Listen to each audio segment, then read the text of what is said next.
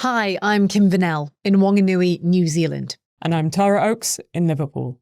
It's Wednesday, March 4th. Today, the US-Israeli war with Iran enters a new, more dangerous phase, with NATO defences destroying an Iranian missile as it headed into Turkish airspace, and the US sinking an Iranian warship off Sri Lanka's coast. As Israel pounds Lebanon, will Hezbollah survive? And primary season is underway with a hotly contested Texas Senate seat heading to a runoff. This is Reuters World News, bringing you everything you need to know from the front lines in 10 minutes, 7 days a week.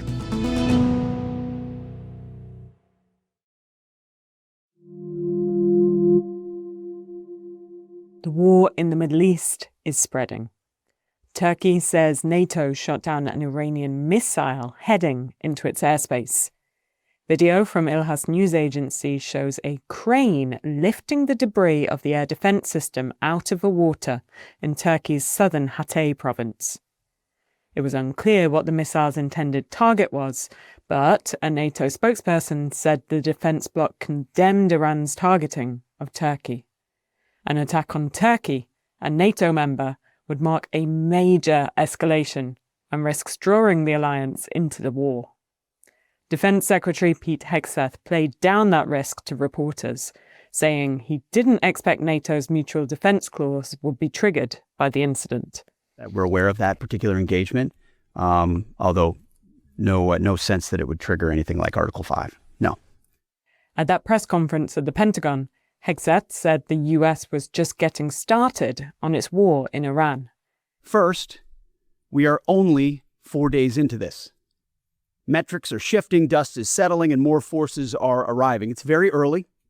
And as President Trump has said, we will take all the time we need to make sure that we succeed. He made the remarks after the US sunk an Iranian warship off the coast of Sri Lanka. The strike triggering a Sri Lankan Navy rescue operation for dozens of Iranian sailors. Here's Hegseth again. An American submarine sunk an Iranian warship that thought it was safe in international waters. Instead, it was sunk by a torpedo. Quiet death. The first sinking of an enemy ship by a torpedo since World War II. And in Iran, Mojtaba Khamenei, the son of late Ayatollah Ali Khamanei, has survived US and Israeli assaults so far. And he's favoured to succeed his father. That's according to two Iranian sources.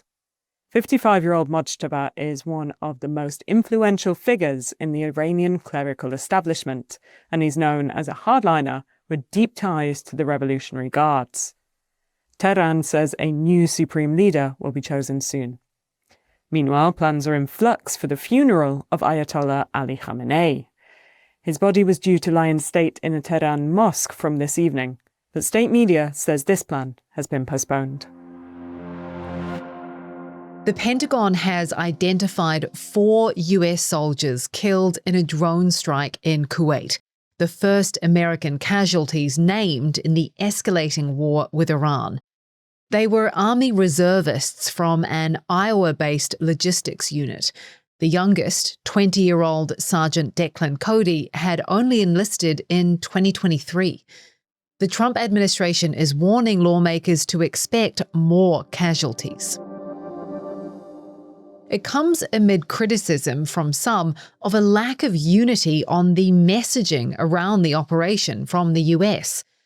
On Monday, Secretary of State Marco Rubio suggested that an adamant Israel effectively forced Washington into the operation.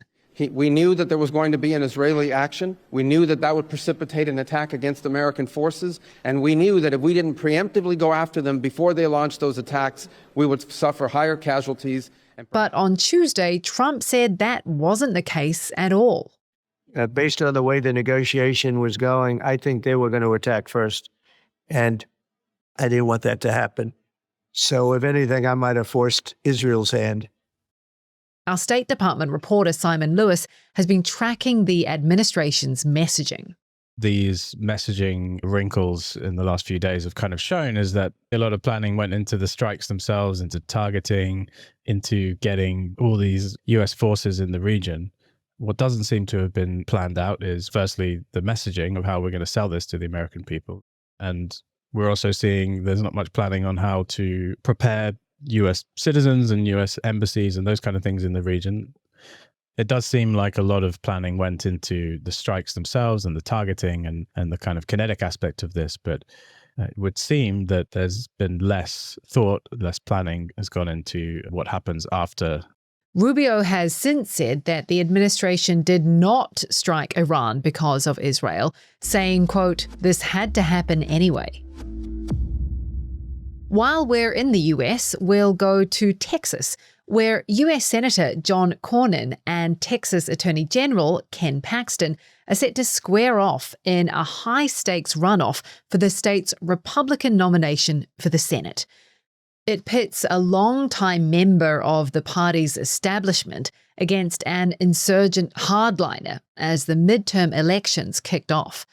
Neither was able to get past the 50% threshold necessary to win outright in Tuesday's voting, meaning the most expensive Senate primary in history will extend into May. Whoever wins will face state lawmaker James Tallarico, and in North Carolina, I'm humbled and excited to accept the Democratic nomination to become North Carolina's next United States Senator. Former Democratic Governor Roy Cooper, after winning his party's nomination for an open Senate seat, a race Democrats say they must win to have any chance of taking control of the chamber. Cooper will face Republican Michael Whatley in November. To Ecuador now, where US and Ecuadorian forces have launched joint operations to combat drug trafficking. That's according to the US Southern Command. Details are sparse. The Ecuadorian Defense Ministry says details of the operation are classified.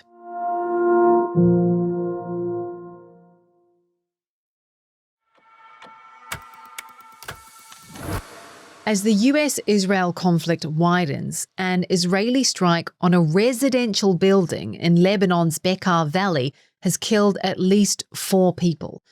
It comes after Iran-backed Hezbollah fired drones and missiles at Israel to avenge the killing of Ayatollah Ali Khamanei. Since then, Israeli troops have pushed further into the country, beyond the positions they already held. Maya Jabali in Beirut has more on how and why the conflict expanded to Lebanon after Hezbollah's move. It actually took so many people by surprise that we've actually heard some voices express anger and frustration, even within Hezbollah's traditional base of support, because they really thought that for once Lebanon would steer clear of the regional melee. So actually, we heard from Shi'ite Lebanese that they were completely floored, they were completely stunned, and that they were dismayed that this has once again opened up a new wave of displacement of Shiites from Lebanon's southern suburbs, from the south. Maya says there's a high-stakes attempt to rein in Hezbollah.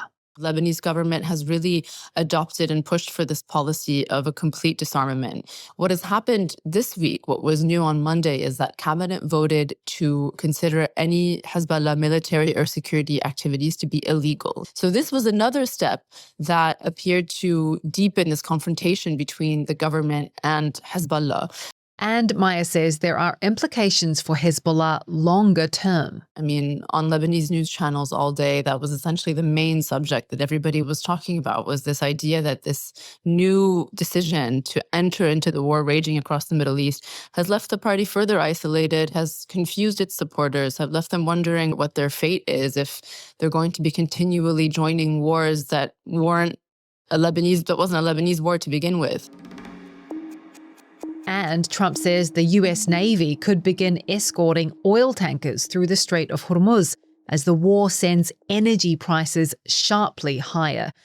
The move comes as shipping through the strait remains effectively closed after Iranian attacks on vessels brought tanker traffic almost to a standstill. For more on how all of this is impacting global markets, listen to our sister podcast, Morning Bid. It is available wherever you get your podcasts.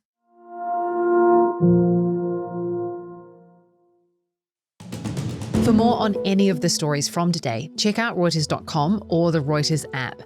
Don't forget to follow us on your favorite podcast player. If you're listening on a smart speaker, just ask for the latest news from Reuters 7 days a week. We'll be back tomorrow with our daily headline show.